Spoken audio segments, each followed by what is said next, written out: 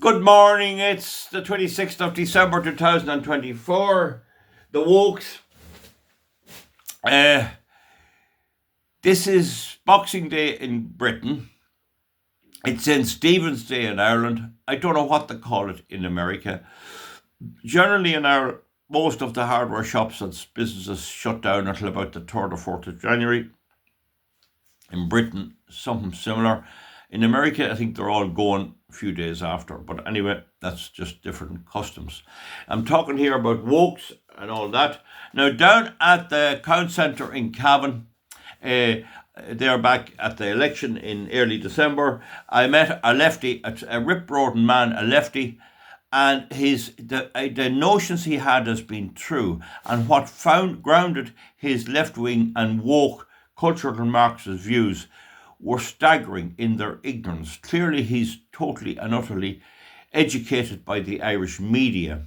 He'd be traditionally from a Fianna Fáil supporting family. I know that about him from his father. But we have to look at this a bit. I like to analyse the way things are. Now, if we look at early societies that tell us that our brains developed to deal with groups of people of 150, about that amount, that were generally organised into groups where we have complete freedom. And an example of complete freedom was the Native American people, whom I know a lot about in North America, particularly in like Dakota, South Dakota, Nebraska, that type of area, and indeed right down to Arizona and down there. In those areas, they tended to be in small groups, and each group usually had a chief, like Crazy Horse or Sitting Bull, and they might belong to the one group. For example, in South Dakota, the Sioux or the Lakota have the Hunk Papa, the Burnt Ties, the Two Kettle, and there'll be names on them like this where they subdivided up. And what had happened is you get a young lad there, a young male, and he'd be a good hunter, and he'd acquire a girlfriend, and he'd mix up with her, and she might have a parents and mother and things, and they'd go off on a group of their own, living a semi-hunter-gatherer life. They didn't have the horse in the early stages, so they had to go on foot. And then, of course, the white man brought the horse, but he also brought all the rest, and it ended up in grief. But when the American army went over to beat them at the Little Big Horn and tried to beat them when the Indians won, they were generally in small groups.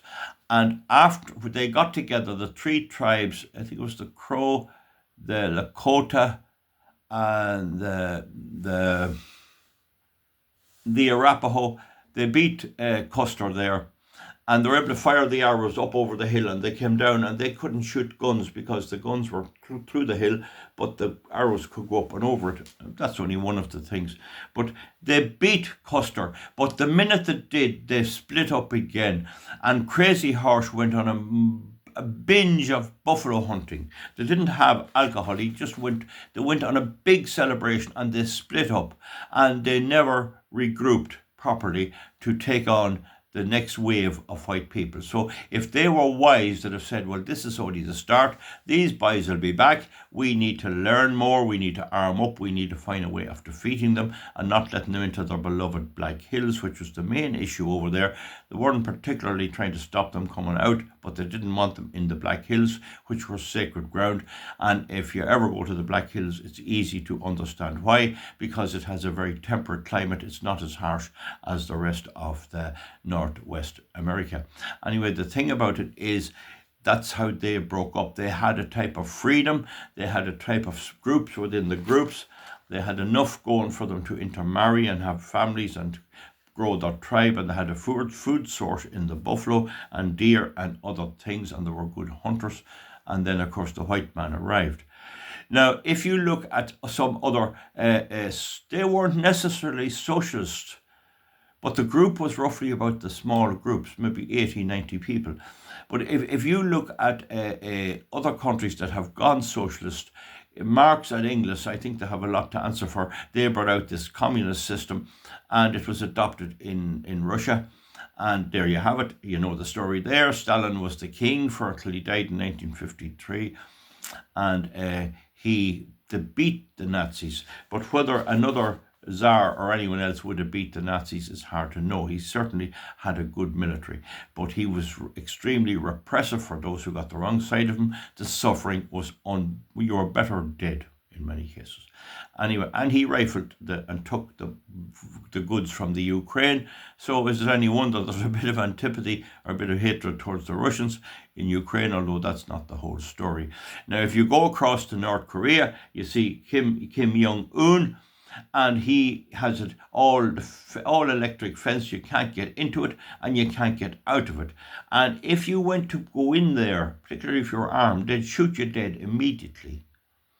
They might try and capture you as a curiosity and then kill you, but they'd shoot you dead immediately. So there's the communism there, and they're not globalists. So you can see the communism of Stalin and the communist of Kim Jong-un in North Korea is not globalist. Now, if you go to the North Sentinelese Island, that's an island in the Bay of Bengal, and it's unique in that the mother parliament or the main government is India, and the Indian government has decided to leave them alone. They estimate that the people have been there for 28,000 years, having made it some way on boats from Africa, and they're 28,000 years there. They kind of know that from other tribes that they've examined. About 2005, somebody went up there and they met them, and they're on film as being there, but they must have got disease, for they won't let anyone up again. And 2 fishermen came up on the island and they killed them.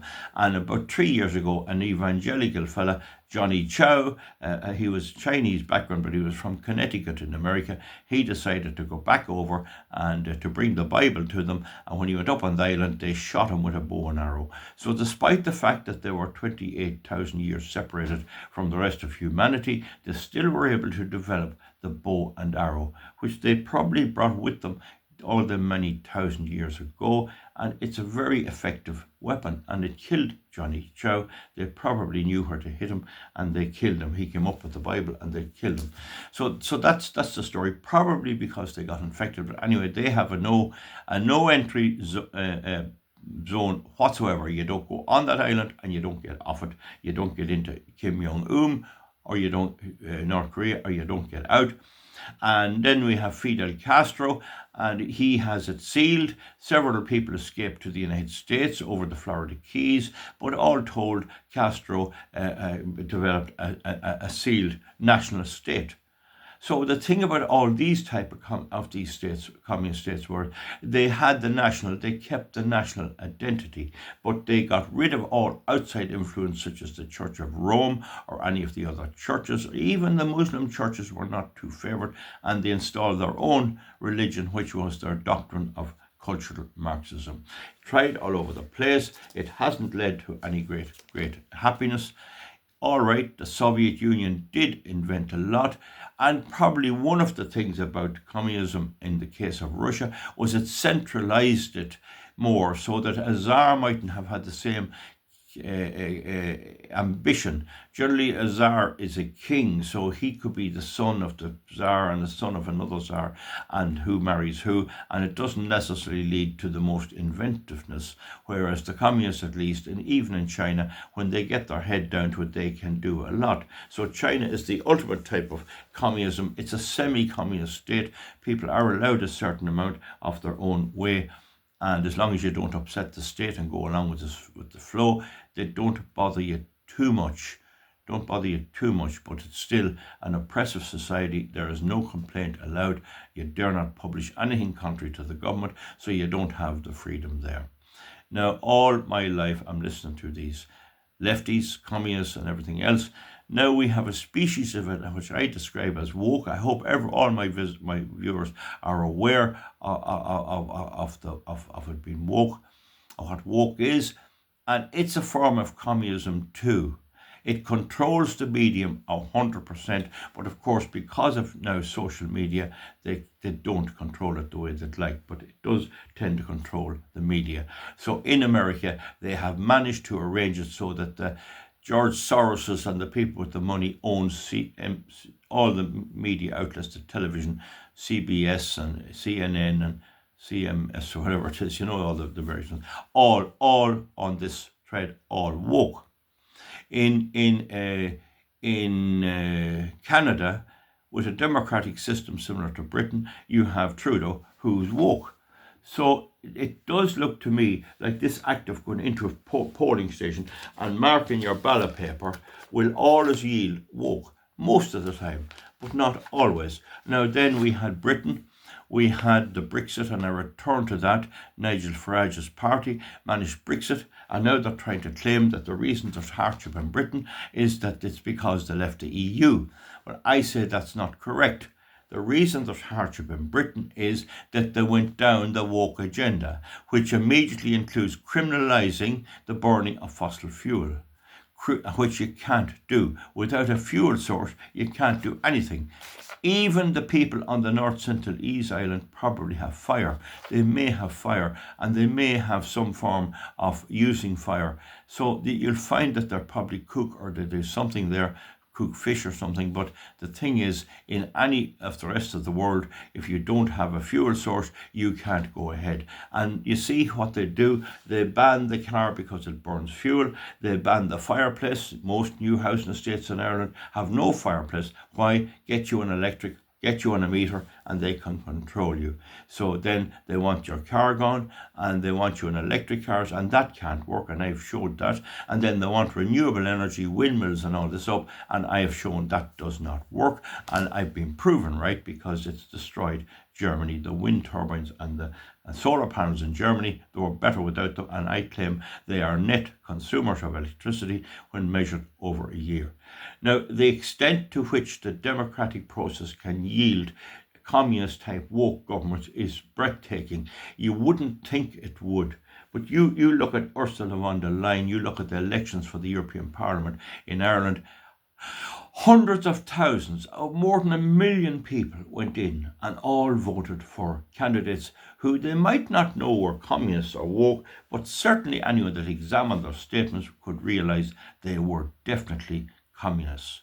All of the Fine Gael candidates and all of the Fianna Fáil and Kieran Maloney, all semi-communists. Now, the thing is, they come up with this climate change stuff, and again, once you have climate change, once you claim you can change the weather in 100 years' time, you can get away with blue murder, you can do anything. So it's a question of who controls the media.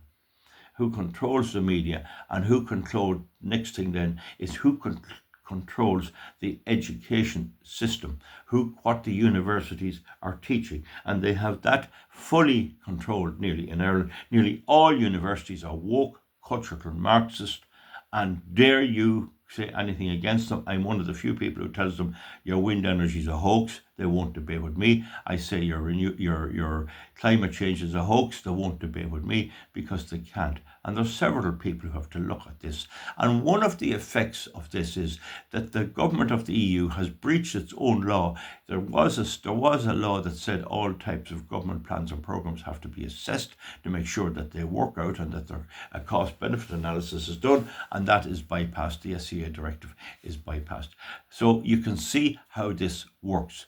Now, what's happening in Europe is the countries in Europe are collapsing. The German government has collapsed. The French government has collapsed, and Keir Starmer is under serious pressure. He is a rip-roaring communist. And I saw there recently where they intend increasing the price of a shotgun license to £400 sterling. And this is what they do. They make it impossible for any individual sports or the private ownership of an old gun or anything like that to go out and do a bit of clay pigeon shooting. They make it impossible to own one or near to it, to get rid of as much of them as they can. So they hate anything to do with the individual. They hate anything to do with the individual sports, and they hate individual transport.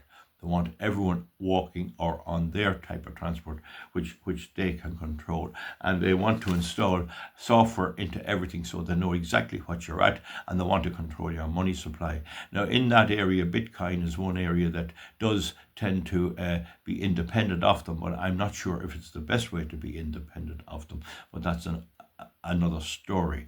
So then we have the election system recoiling. You have a kickback in Germany with the Alternative for Deutschland, in France with Marine Le Pen, and you have Nigel Farage in England.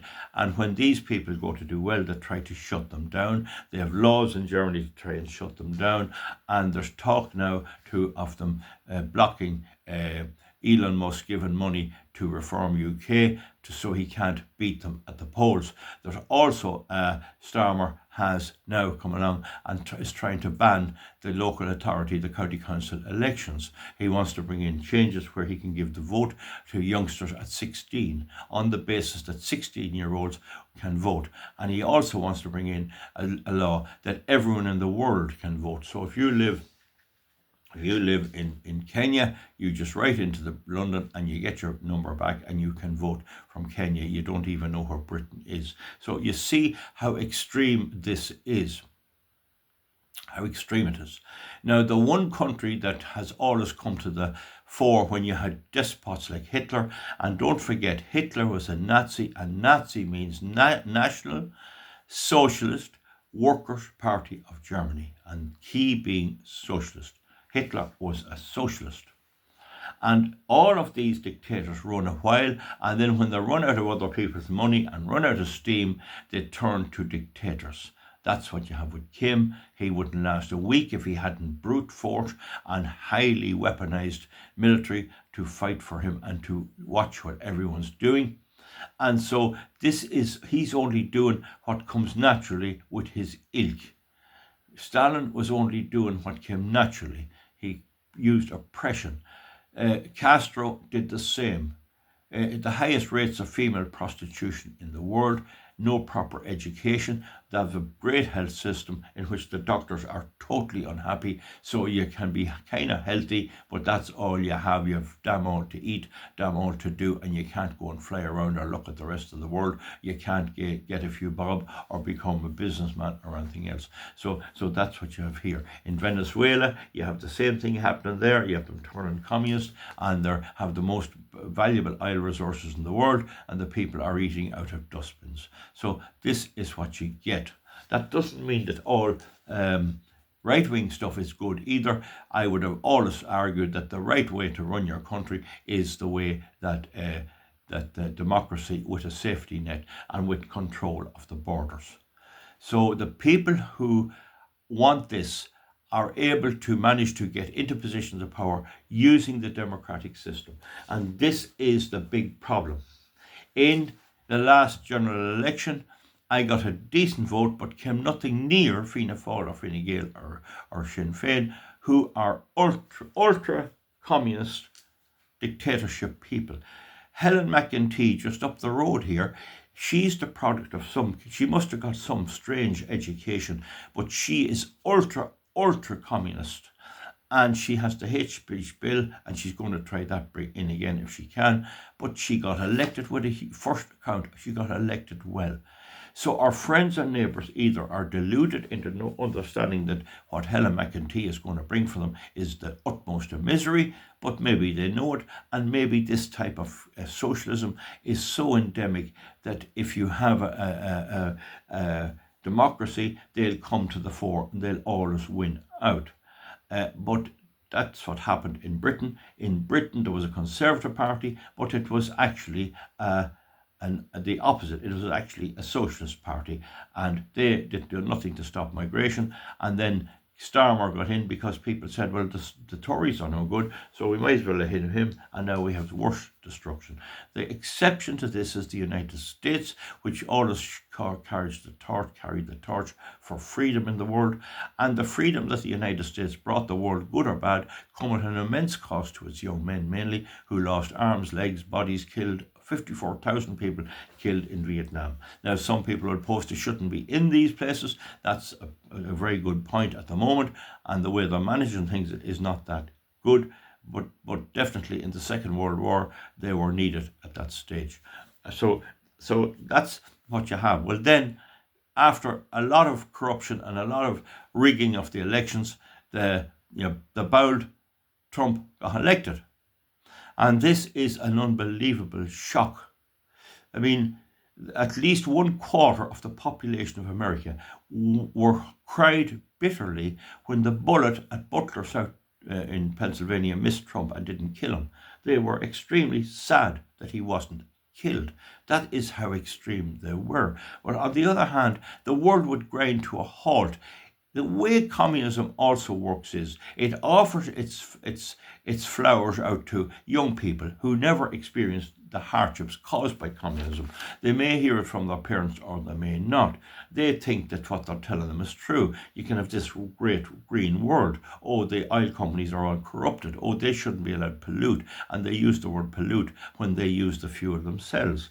So you have this very, very obvious problem. But with the young people normally will vote. But however, for some reason this year in America, because of social media and because of Trump's approach with his rallies, a lot of young people and a lot of recent immigrants all voted for him.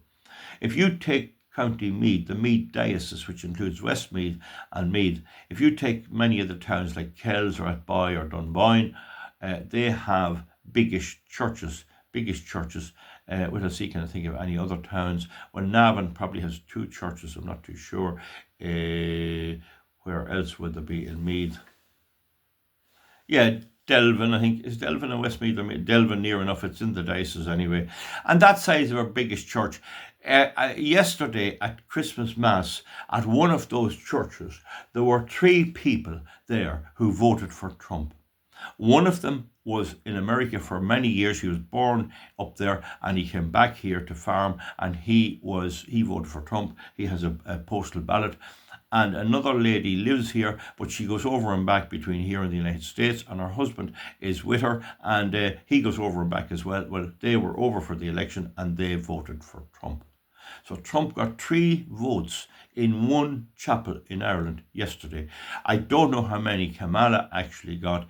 She could have got 1 or 2 as well, so we don't know. I just happen to know that from a contact of mine. That's very true. So the Trump won quite well, but still, there was still like 47% of the people voted for airhead Kamala Harris and want this. And that's very worrying, because no matter what Trump does, no matter how he fixes things or what he does, there's still that bent there for this communist stuff. I observed them when I was 10. I'd hear them talking about it. You'd hear them talking about Chairman Mao. I went out to work on the world and I heard them on about this. That's what we need.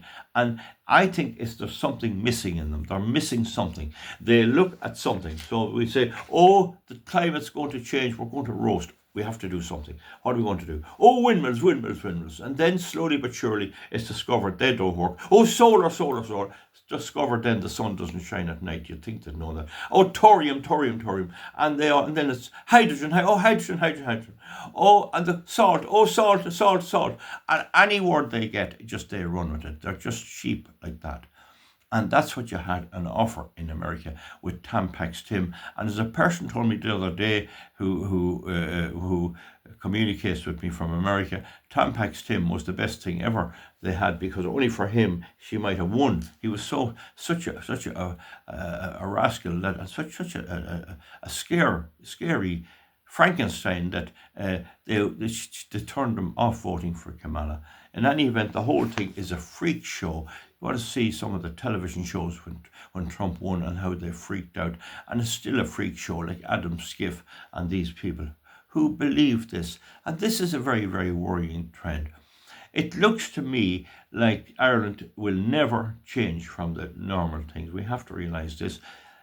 The place is flooded with money, and I think that's going to come to an end. I think in the presidency of Trump, you'll see a major correction, a big downturn and a severe backlash. Now, will that change them from voting for them here in Ireland? I don't know. But I can tell you one thing, it looks like when you see 35,000 people in losing their jobs in Volkswagen alone, and more to come in Porsche and Mercedes and all of that, the whole gravy train of Europe is falling asunder. And so if you look at one of the things I already mentioned, they want to enforce their wokeism on the rest of the world. They went over to Africa and started lecturing them on climate change, and the African leaders said the Europeans gives us lectures, the Chinese gives us airports. And so they're losing all of Africa. And that is a great thing. They have really no influence. And then they have this act, this new bill, a new act coming in the first of the new year, and that is the Sustainable and Due Diligence Bill. And now they're trying to force anyone who supplies goods or trades with the EU to follow and prove this due diligence, that they have windmills, that they have electric cars coming, that they have woke policies, that they have LGBTQ taught in schools, and they have all this stuff. And now one of the main emergency suppliers of natural gas is Qatar, and Qatar has told them, if you try that with us, you're getting no more gas. So this is the only way they can be handled. Nobody from inside the EU could advise them that that bill is not going to work. It has to be forced on them.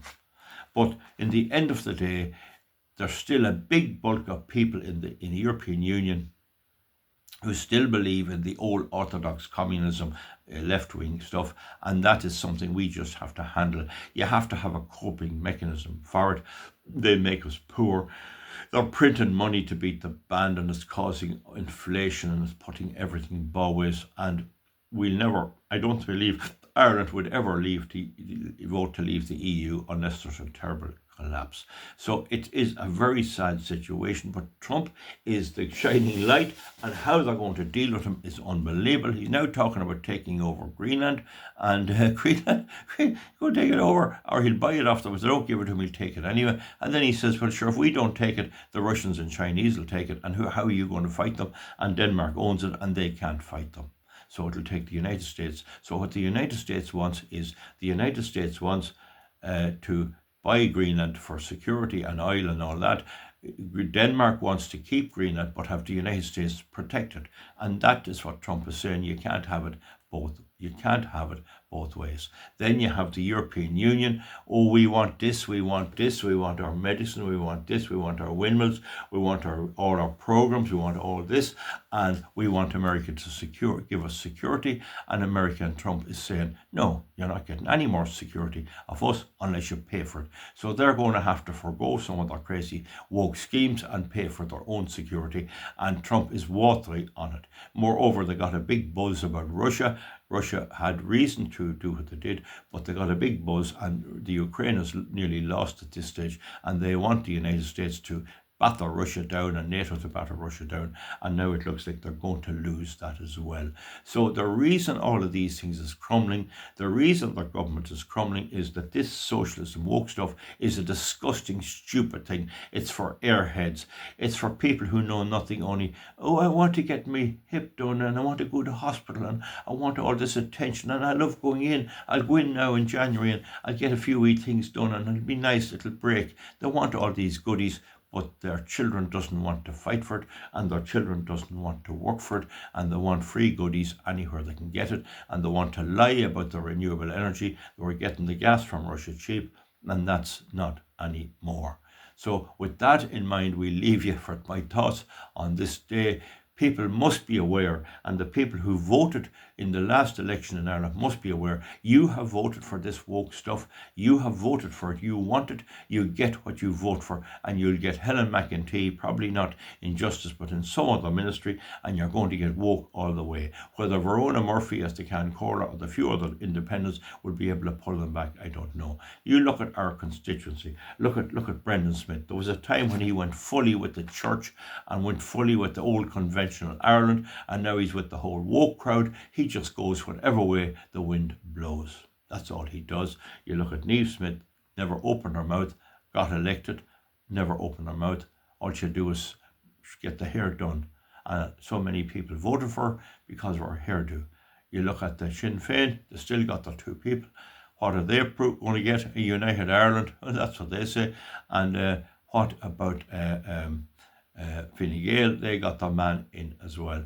So we're locked into this situation, and the only real hope is the external influences on it, the external ways. And Trump could easily reduce the tax in America so that the whole American companies will pull out of here. And I think when Elon Musk, when J.D. Vance, He complained about the hate speech bill here, and they should realise, and I will be making this clear to Americans on my channel, this is no place for any right-thinking person. Ireland is not a decent country. It is a horrible country in total and utter control of the woke brigade, and not likely to change anytime soon. Only when they have nothing will they change. It is unbelievable that fathers and mothers got out of their homes on the 29th of November to vote, and their children have no homes and no possibility of getting homes. And their children are off. Some of them had to move into caravans where their children have a big family and give their main house to their children, and they had to move into caravans beside the house and all of this. And they still went in and voted for Fianna Fáil, Fine Gael and Sinn Féin. I know people who owed me favours around the place, and I got onto them to vote for me, and they promised me they would, and they went into the polling station and voted for me number one, and then they crossed to the other parties. They changed back to Sinn Féin, they changed back to Fianna Fáil, and they changed back to Fine Gael. And that's the way they did it. And with the result, the number of seats, there was one seat changed, but the distribution of seats to the parties remained unchanged in the last election. And that's broadly the position in Ireland as a whole. And that is going to stay the way. We're going to be looking at these idiots. But one thing the likes of I can do is I can tell you how they're so idiotic and how they're so stupid that they become a laughing stock. At least they don't control all of the media, and this channel is one of the examples where they don't control the whole media. They can wax lyrical on RTE with 750 million in taxpayers' money every 2 years. And they can do that certainly, but they can't really stop the likes of me.